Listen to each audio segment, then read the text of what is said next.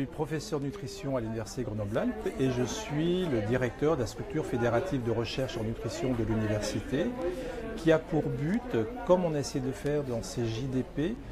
d'intégrer toutes les dimensions de la nutrition, bien évidemment les dimensions médicales qui sont essentielles, mais également les dimensions économiques, sociologiques, territoriales, politiques, voire même philosophiques, parce que comme on l'a vu dans les présentations aujourd'hui, que ces dimensions, si vous ne les intégrez pas, vous n'arriverez pas à bien prendre en charge et à bien soigner vos patients.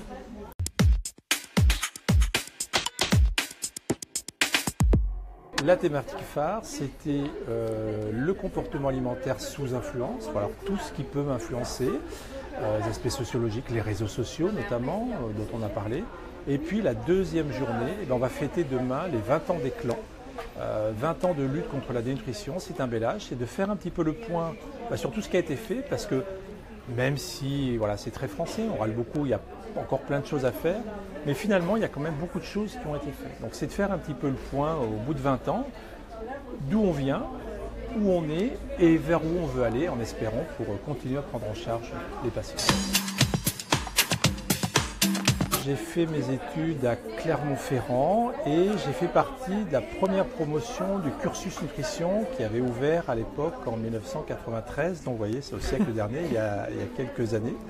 Et j'ai poursuivi effectivement après par un doctorat et puis j'ai eu un poste à l'Université Paris-Descartes et depuis une dizaine d'années j'ai rejoint effectivement l'Université Grenoble-Alpes pour continuer à faire une recherche transnationnelle qui va de la culture en cellules jusqu'à l'homme malade. Je pense, comme ça a été discuté,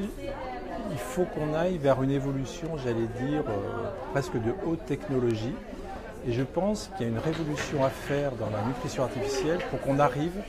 vers la nutrition personnalisée. C'est quelque chose qu'on parle dans beaucoup de domaines, le traitement personnalisé, de personnaliser aux patients. Et je pense qu'il sera possible un jour de faire une nutrition artificielle personnalisée, comme on commence à le faire dans un certain nombre de traitements,